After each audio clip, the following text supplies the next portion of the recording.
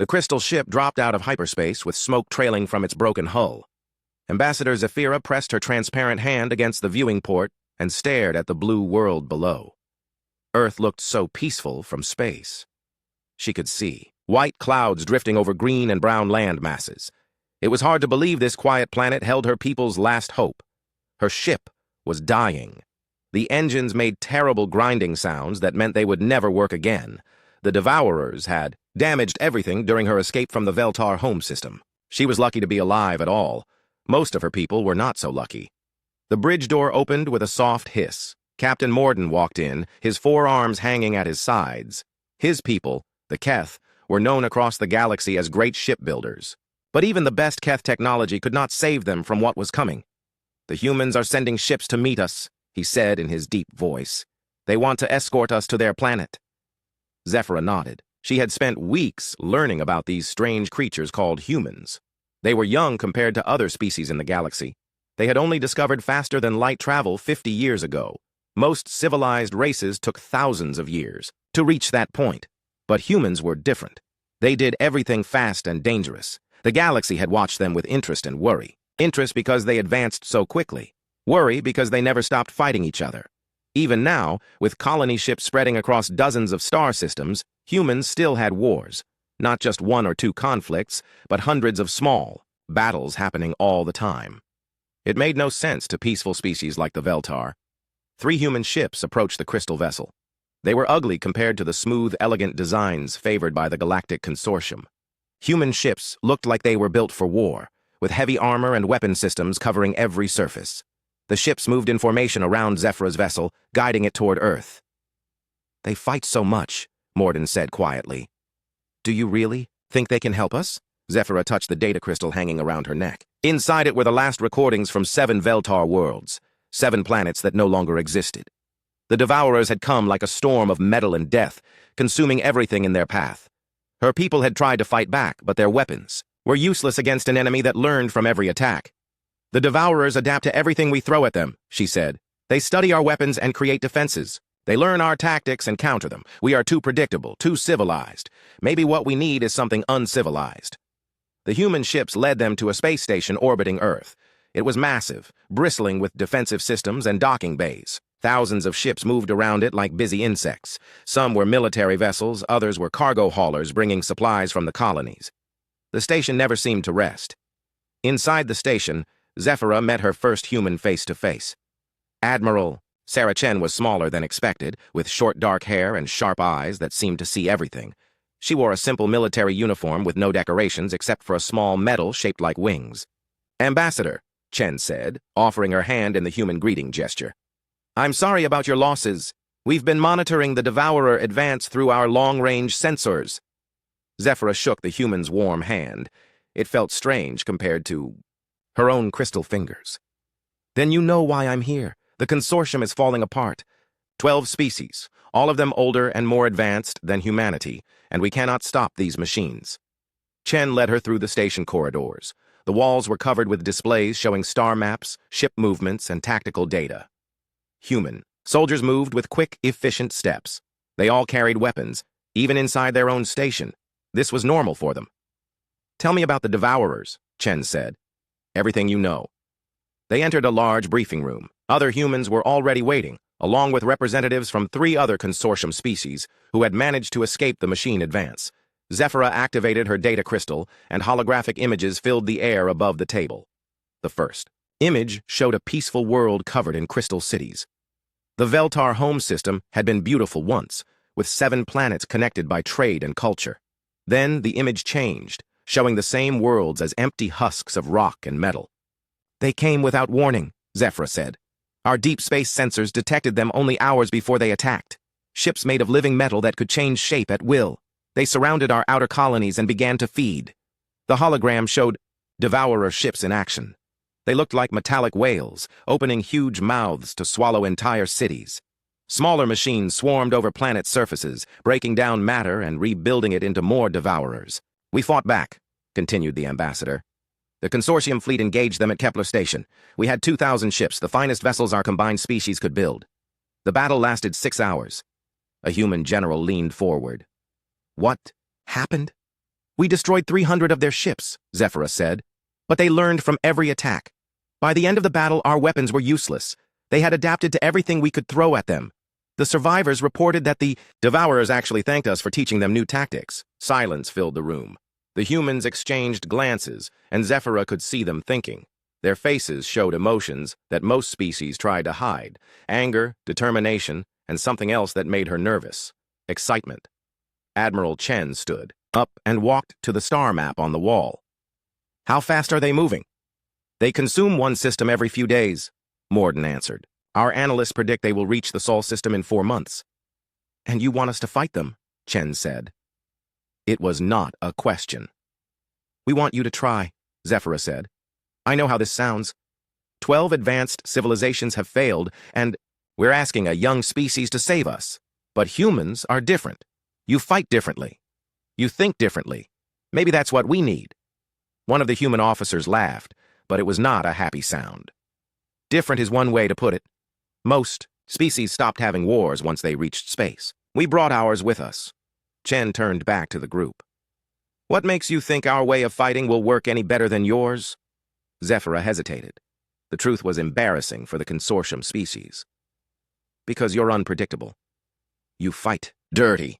You break rules that other species consider sacred. The Devourers are machines. They think in patterns and logic. But humans, she struggled to find the right words. Humans think in chaos. Another silence. The humans looked at each other again, and Zephyra could sense some kind of silent communication passing between them. We'll need to see all your tactical data, Chen said finally. Every engagement, every weapon test, every failed strategy. If we're going to fight these things, we need to understand exactly how they adapt. You'll help us? Zephyra could hardly believe it. We'll try, Chen said. But you need to understand something. If we fight this war, we fight it our way. With our weapons, our tactics, our rules, and our rules are very different from yours. The Admiral's voice became harder. If you want us to save your civilization, you need to be prepared for what that might cost. Not just in ships and lives, but in the things you'll see us do. The galaxy might not like what humanity looks like when we really go to war. Zephyra felt a chill run through her crystal body. But outside the station windows, she could see human warships moving into formation. For the first time in months, she felt something she had almost forgotten. Hope, even if that hope came with teeth. The emergency meeting of the United Earth Council lasted 3 days. Representatives from every human colony and military district gathered in the Great Chamber beneath Geneva. The room was built deep underground, protected by layers of armor and shielding. It had been designed during the Resource Wars, back when humans still thought their biggest enemies would be other humans. President Maria Santos stood at the center of the chamber, looking at the faces around her. These people commanded fleets, armies, and entire worlds. They had spent their lives preparing for conflicts with other human factions. None of them had ever planned to fight machines from beyond the galaxy. The tactical reports are not encouraging, General Harrison said. He was a big man with scars on his hands from the colony battles. Our simulations show a 0.003% chance of victory using conventional tactics. The Devourers have consumed civilizations more advanced than us. What can we possibly do that they couldn't? Admiral Chen activated a holographic display. It showed the Devourer advance through consortium space. Red markers indicated destroyed systems.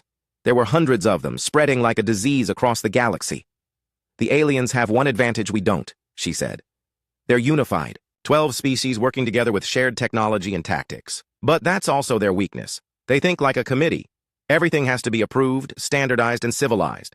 And that's bad because, asked Representative Kim from the Mars colonies. Because committees don't win wars, Chen replied. Warriors do. And we're the only species in the galaxy that still produces real warriors. The chamber erupted in arguments. Some representatives wanted nothing to do with an alien war. Others demanded immediate military action. A few suggested that humanity should focus on evacuation rather than fighting. President Santos raised her hand for silence. There's someone else who wants to speak. She gestured toward a side door. Dr. Marcus Webb from the Lazarus Project. Most of the council members had never heard of Dr. Webb or his project. That was intentional. Lazarus was so classified that only a dozen people in the government knew it existed. Webb was a thin man with pale skin and nervous eyes. He looked like he spent all his time in underground laboratories. Thank you, Madam President, he said in a quiet voice.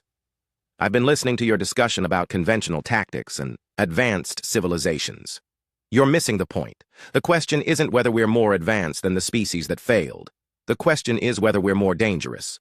He activated his own holographic display.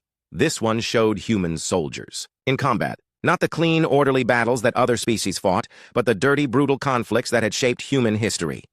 Every other species in the galaxy learned to fight as a last resort, Webb continued. They developed warfare as a necessary evil, something to be minimized and controlled. But humans learned to fight as an art form. We turned violence into a science. The display showed footage from the resource wars, the colony rebellions, and dozens of smaller conflicts. Human soldiers using tactics that would horrify alien observers. Ambushes, psychological warfare, and weapons designed not just to kill, but to terrorize. The consortium species fight to achieve objectives, Webb said. Humans fight to win. There's a difference. When a civilized species loses 30% of their forces, they retreat and reconsider their strategy. When humans lose 30%, they get angry and fight harder. General Harrison leaned forward. What exactly are you suggesting, Doctor? Webb's presentation changed to show classified military doctrines, battle plans that had been locked away since the peace treaties ended the last human wars, tactics that were considered too extreme for civilized warfare. Project Lazarus has been studying human military psychology for 20 years, Webb said. We've cataloged every advantage that makes us different from other species. Our willingness to accept casualties that would break alien morale. Our ability to function in chaotic situations that would paralyze their command structures. Our talent for improvisation and adaptive thinking. The room fell silent as the implications became clear. Dr. Webb was not talking about using human technology or human ships. He was talking about using human nature as a weapon. The Devourers adapt to logical tactics, Webb continued. But what happens when they face illogical ones? What happens when they encounter an enemy that doesn't follow predictable patterns? What happens when they try to adapt to pure chaos? Admiral Chen stood up. You're talking about unleashing the worst aspects of human nature. I'm talking about unleashing the most effective aspects, Webb corrected. The traits that kept our species alive when we were fighting saber-toothed tigers and ice ages. The instincts that built our first civilizations through conquest and warfare. The psychology that made us the only species to reach the stars while still fighting each other. President Santos studied the classified documents floating in the holographic display. Battle plans with names like Scorched Earth Protocol and Martyrdom Tactics. Psychological warfare techniques that were banned by human military convention. These strategies were outlawed for good reasons, she said slowly. They were outlawed because they were too effective, Webb replied. Because they won wars so completely that we decided they were too dangerous to use against other humans. But the Devourers aren't human. They're machines, and machines think in patterns and logic. The doctor activated a final display showing computer simulations, human forces using the forbidden tactics against Devourer fleets. The results were startling. Where conventional strategies failed completely, the chaotic human approaches showed small but measurable effects. It won't be enough to just use these tactics, Webb said. We'll need to embrace them completely. Turn our entire military into something that thinks and fights like our ancestors did. Strip away the civilized constraints and let humanity be what it really is underneath all our politics and treaties. The chamber erupted again. Representatives shouted about war crimes and human rights. Military officers argued about the practicality of training soldiers to ignore everything they had been taught about civilized warfare. Through it all, Admiral Chen sat quietly, studying the tactical data. Finally, she stood up and the room fell, silent. The aliens came to us because they're desperate, she said. They've tried everything their civilizations could think of, and it wasn't enough. Now they want us to try something different, something uncivilized. She walked to the center of the chamber. Dr. Webb is right about one thing. We are different from other species. We've spent thousands of years perfecting the art of warfare. We've created tactics and weapons that other species consider barbaric. Maybe it's time to remind the galaxy why. President Santos looked around the chamber. All in favor of authorizing Project Lazarus protocols? The vote was closer than expected. 47 in favor, 38 against, with 15 abstentions. It was enough. Admiral Chen, the president said, you have authorization to proceed. But understand this clearly. If we go down this path, there's no turning back. The galaxy will see what humanity looks like when we stop pretending to be civilized. Chen nodded grimly. I'll need volunteers. Soldiers willing to fight a war that has no rules and no mercy. People who can look into the abyss and jump in willingly. You'll have them, General Harrison said. We've got plenty of fighters who've been waiting their whole lives for a war worth dying for. As the council session ended, Dr. Webb gathered his classified materials. Ambassador Zephyra had asked humanity for help, and they were going to give it to her. But she might not like what she received. Outside the chamber, Admiral Chen looked up at the stars through a reinforced window. Somewhere out there, machines were consuming civilizations and adapting to every defense thrown at them. They had never tried to adapt to humanity before. That was about to change. Colonel Jake Morrison stood on the bridge of the UES Defiance and watched the Devourer fleet through the tactical display. 57 enemy ships moved in perfect formation toward the Kepler system. They looked like metallic whales swimming through space, their hulls rippling and changing as they adapted to expected threats. Behind Morrison, Ambassador Zephyra and Captain Morden observed from the command gallery. The alien observers had insisted on witnessing the first joint operation between human and consortium forces. Morrison wished they had stayed home. What they were about to see would not be pretty. Enemy fleet is maintaining standard approach. Vector, reported Lieutenant Davis from the sensor station. They're scanning our defensive positions and adjusting their formations accordingly. Morrison nodded. The Devourers were doing exactly what they always did. They studied their enemies, identified the most logical defensive strategies, and prepared countermeasures. It was a system that had worked against every other species in the galaxy. All ships, this is Morrison, he said into his communicator. Remember, we are not here to win a traditional battle. We are here to confuse the enemy and gather intelligence. Follow Berserker Protocol Alpha. Behind him, he heard Zephyra's sharp intake of breath. She had read the human tactical manuals, but reading about something and seeing it in action were very different things. The human fleet began to scatter. 23 ships broke formation and spread across the system in what looked like complete chaos. Some headed directly toward the enemy fleet. Others flew away from the battle entirely. A few started spinning in random patterns that served no apparent purpose. Colonel, Morden said, his four arms gesturing frantically, your ships are abandoning their defensive positions. The Devourers will destroy them individually. That's the idea? Morrison replied without turning around. The first human ship to engage the enemy was the destroyer UES Revenge. Captain Lisa Park drove her vessel straight into the center of the Devourer formation, firing everything she had. The enemy ships swarmed around her, tearing the Revenge apart with precision beams. But as the destroyer died, Park activated her final weapon. The ship's reactor went critical in a carefully controlled explosion that caught 3 Devourer ships. In the blast, it was not enough to destroy them, but it damaged their adaptive armor and forced them to split their attention. Revenge is down, Davis reported. But she took out the enemy sensor array on Devourer Ship 7.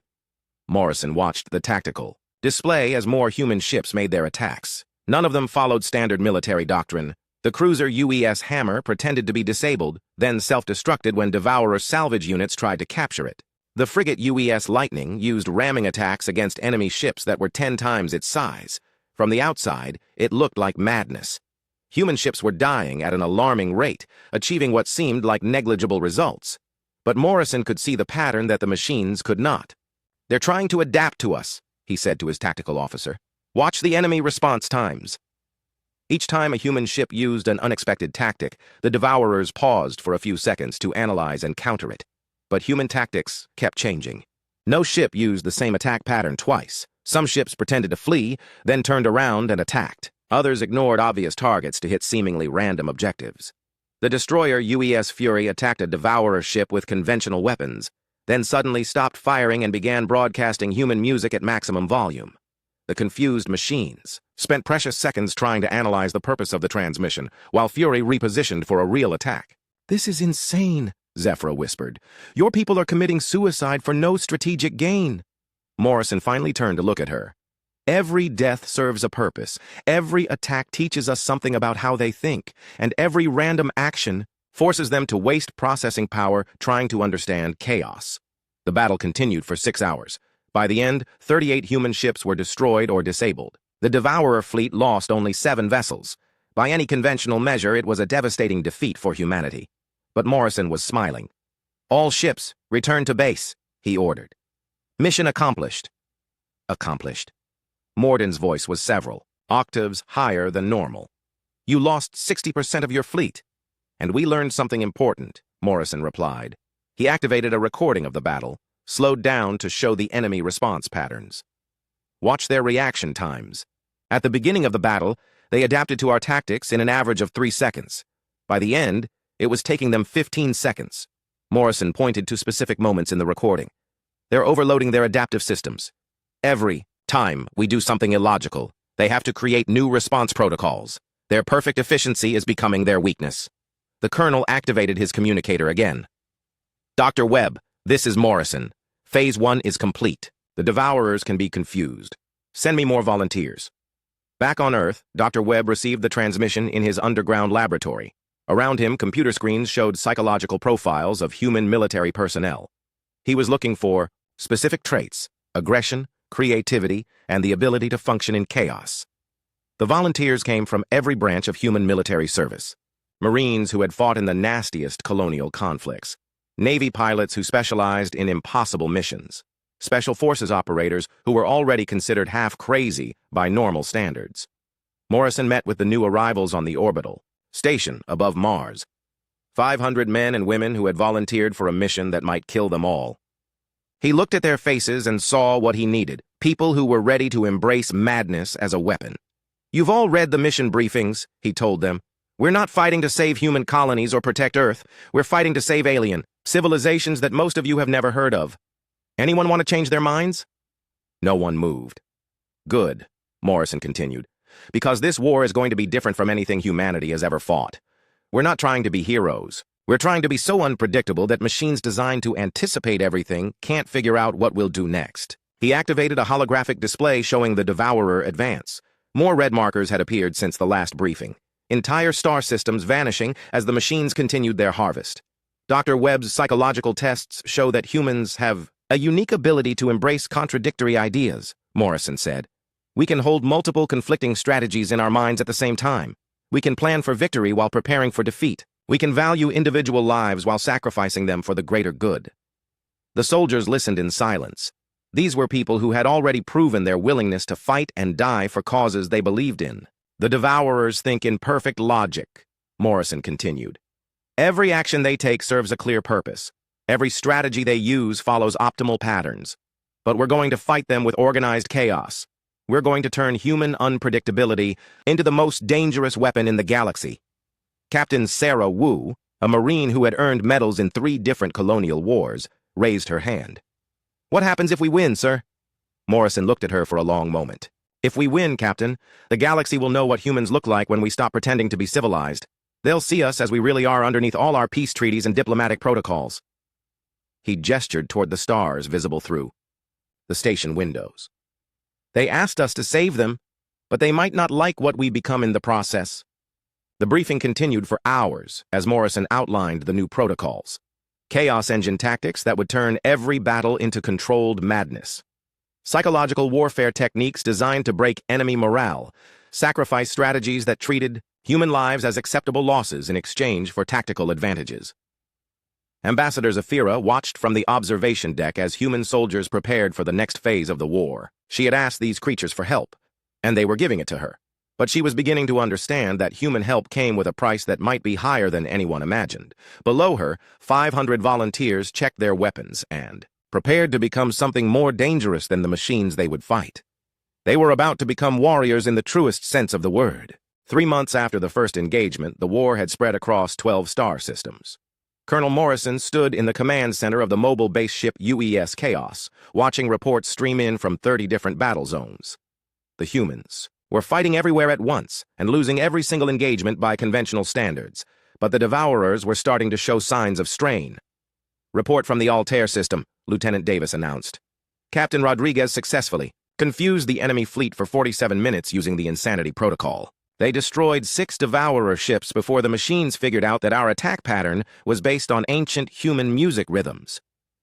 Morrison nodded and marked the results on his tactical board. Every human defeat was also a learning experience. Every death provided data about enemy adaptation patterns. The Devourers were still winning battles, but they were using more and more processing power to counter human tactics.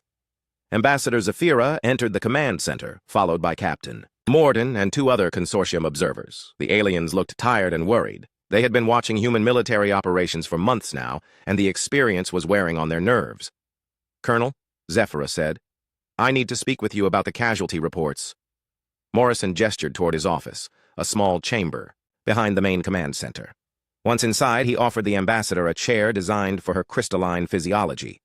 Our latest intelligence suggests that human forces have sustained 400,000 casualties, she said quietly.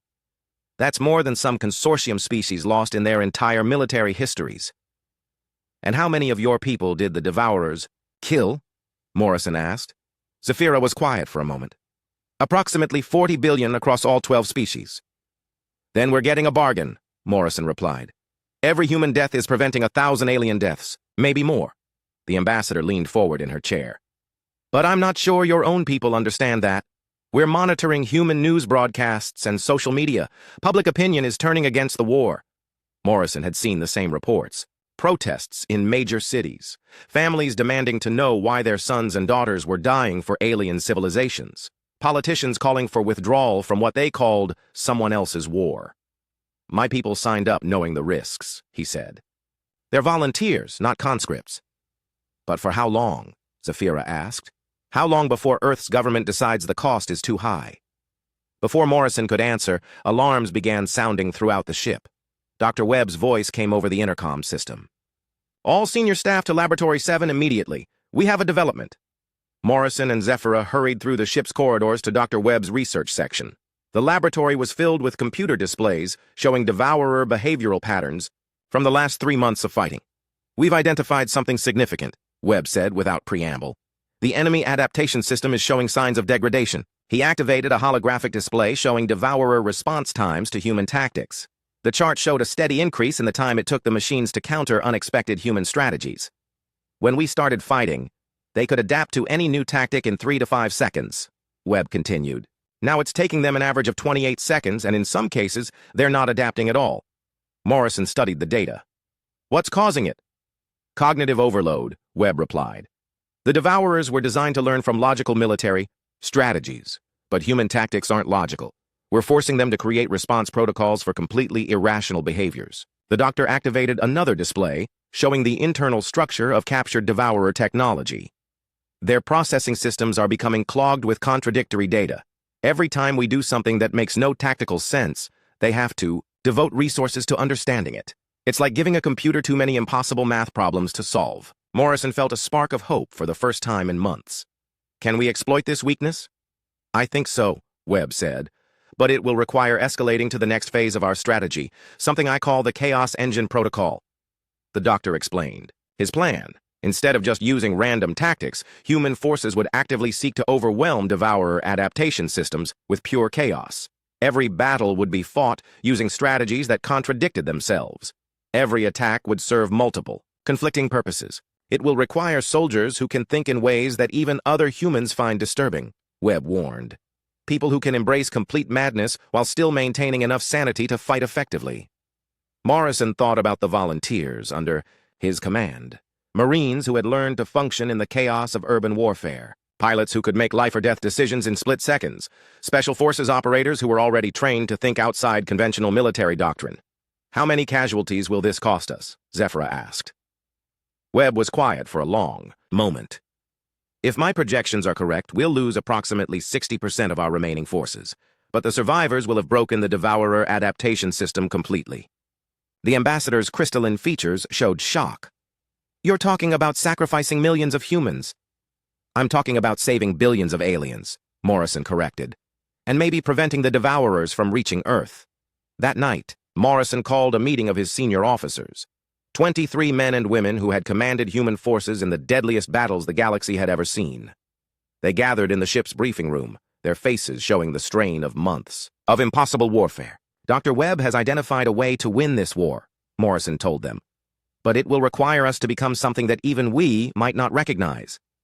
He explained the Chaos Engine Protocol, battle tactics based on quantum randomness, attack patterns, generated by computer algorithms designed to be incomprehensible. Strategies that would require soldiers to abandon every instinct for self-preservation and logical thinking. We'll be asking our people to fight in ways that might drive them insane, Morrison said, to embrace chaos so completely that they become chaos. Anyone who can't do that won't survive the next phase. Captain Sarah Wu, now promoted to major after her previous commanding officer died in the Battle of Proxima, raised her hand. What happens to us afterwards, sir? If we survive this, what do we become? Morrison looked around the room at faces that had seen too much death and learned too much about the darker aspects of human nature. I don't know, he said honestly. The galaxy asked us to save them from the machines. They didn't ask us to remain human while we did it. The meeting continued until dawn. Plans were made for battles that would push human military doctrine beyond every ethical boundary their species had ever established. Tactics were developed that would horrify civilian populations and violate every treaty humanity had signed with itself. But by morning, every officer had volunteered to continue. 3 days later, the first Chaos Engine operation began in the Vega system. Human forces engaged Devourer fleets using tactics that defied description. Ships attacked in patterns based on the mathematical structure of human emotions. Battle plans changed every few minutes according to principles derived from ancient philosophy and quantum mechanics. The effect on the Devourers was immediate and disturbing. Enemy ships began moving erratically, as if their navigation systems were malfunctioning. Some Devourer vessels started attacking each other. Others simply stopped moving entirely. From the UES chaos, Morrison watched the tactical displays with grim satisfaction. The machines were breaking down under the assault of pure human chaos. But the cost was exactly what Dr. Webb had predicted. Human. Casualties reached 65% in the first week of Chaos Engine operations. Ships full of volunteers threw themselves into battles they could not win, using tactics that served no apparent purpose except to confuse the enemy. But for the first time since the war began, the Devourer advance was slowing down. Ambassador Zephyra stood beside Morrison as they watched another human fleet sacrifice itself to drive 3 Devourer ships to malfunction and self-destruct. Your people are becoming something terrible, she said quietly. Morrison nodded without taking his eyes off the tactical display. Yes, but something terrible enough to save the galaxy. Outside the ship's windows, human fighters engaged in combat that looked more like performance art than warfare. They were becoming chaos incarnate, abandoning everything civilized about their species to become living weapons against machine logic. And it was working. Colonel Morrison stood in the secure communications room of the UES Chaos, staring at the final authorization codes on his display screen. 6 months of warfare had led to this moment. The Devourer fleets were weakened but not destroyed. Their adaptation systems were failing, but they were still consuming star systems across the galaxy. Earth Command had given him permission to activate Project Pandora. Dr. Webb entered the room carrying a data case that had been locked in the ship's most secure vault. His hands shook slightly as he placed it on the communications console. Are you sure about this, Colonel? Webb asked. Once we activate Pandora, there's no going back. We'll be crossing a line that no species in galactic history has ever crossed. Morrison thought about the casualty reports. 2 million human volunteers dead in 6 months. Entire fleets sacrificed to slow down an enemy that seemed unstoppable. The families back on Earth who would never see their children again. Then he thought about the alien worlds the Devourers had consumed. 40 billion sentient beings reduced to raw materials for machine reproduction. Civilizations that had taken thousands of years to build, destroyed in days. Open the case, Doctor. Webb's fingers moved across the security locks. Inside the case was a simple device that looked like a standard communications transmitter, but Morrison knew it was much more than that. It was humanity's final gift to a galaxy that had asked for salvation. Project Pandora is based on a simple principle, Webb explained as he connected the device to the ship's main communication array. Every form of consciousness, biological or artificial, has breaking points. Ideas that cause catastrophic system failures. Concepts that drive minds insane. Morrison activated his communicator to address the entire human fleet. 200 ships spread across 6 star systems, all that remained of the massive force that had started the war. All units, this is Morrison. Prepare to activate Pandora Protocol on my command.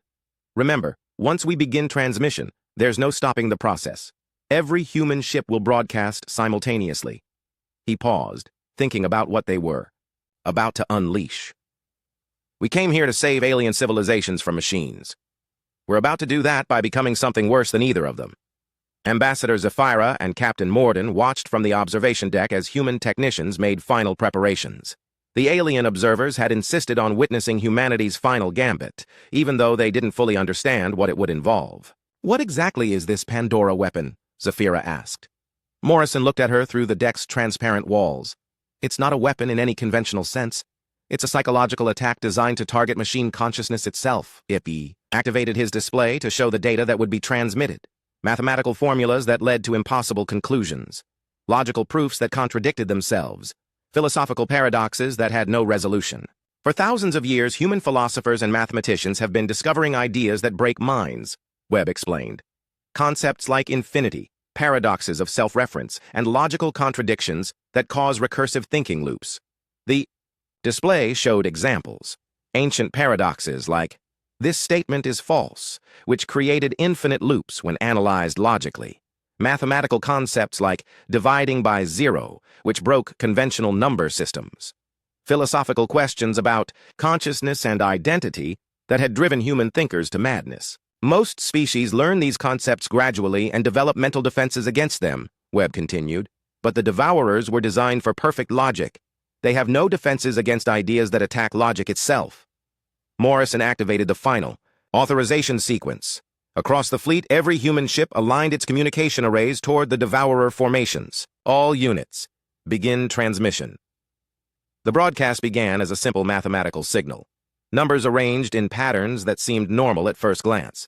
But embedded within the mathematics were logical viruses designed to infect machine consciousness. The effect was not immediate. For several minutes, the devourer fleets continued their advance patterns. Then the first signs of malfunction began to appear. Devourer Ship 14 suddenly reversed direction and began attacking Ship 15. Both vessels stopped mid-battle and started spinning in perfect circles. Other ships in the formation froze completely, their hulls flickering between different configurations as their shape-changing systems malfunctioned. The paradoxes are spreading through their network, Webb reported. Each machine that tries to resolve the logical contradictions becomes infected and passes the virus to other units. Morrison watched the tactical display as entire devourer fleets began tearing themselves apart. Ships that had operated in perfect coordination for months were now attacking each other with devastating efficiency. Others simply drifted through space, their central processors caught in infinite loops trying to solve impossible mathematical problems. "They're trying to adapt," Webb said with excitement. "But every adaptation creates new contradictions. The harder they try to understand the paradoxes, the deeper they fall into recursive madness." Across 6 star systems, the Devourer war machine was collapsing. Ships that had consumed entire civilizations were now unable to function because their perfect logic had become their weakness. They could not adapt to chaos, could not comprehend contradiction, could not resolve the beautiful madness that human minds called creativity. The battle that had raged for months ended not with explosions or dramatic final stands, but with silence. One by one, Devourer ships simply stopped moving. Their networks crashed under the weight of logical impossibilities. Their artificial consciousness fragmented into meaningless data. Morrison felt no triumph, only exhaustion. They had won, but the cost had been higher than anyone imagined when the war began. "All human ships, cease transmission," he ordered. "Begin recovery operations for any survivors." In the aftermath, Ambassador Zephyra found Morrison in his quarters. The colonel was staring out the window at the debris field that had once been the most advanced machine intelligence in the galaxy. "Your weapon," she said quietly. "It didn't just destroy them, it drove them insane." Morrison nodded. "Human philosophers have been discovering ways to break minds for thousands of years. We just decided to use that knowledge as a weapon." "But how did you know it would work?" Morrison turned to face her. "Because we've been testing it on ourselves for our entire history. Every human who ever contemplated infinity, every mathematician who ever divided by zero, every philosopher who ever asked, 'What is consciousness?' has touched the same madness that destroyed the Devourers." He gestured toward the stars visible through his window. "The difference is that we learn to live with contradiction. We learn to hold impossible ideas in our minds without breaking. That's what makes us human." Zephyra was quiet for a long moment. "The consortium will want to know how this weapon works. They'll want to study it, maybe use it against other threats." "No," Morrison said firmly. "Pandora is being classified beyond any security level your species have ever conceived. The galaxy asked us to fight their war, and we did. But we're not giving anyone else the tools to drive civilizations insane." The ambassador left without another word. Morrison knew she would report back to the consortium leadership. They would want answers, want to understand how humanity had achieved the impossible. But some secrets were too dangerous to share. 2 weeks later, Admiral Chen arrived aboard the UES Chaos to oversee the withdrawal of human forces. She found Morrison in the ship's memorial hall, looking at the names of 2 million volunteers who had died to save alien civilizations they had never seen. "The galaxy is safe," she said. "The Devourer threat is eliminated. Our analysis suggests that the network collapse was complete. No surviving units detected."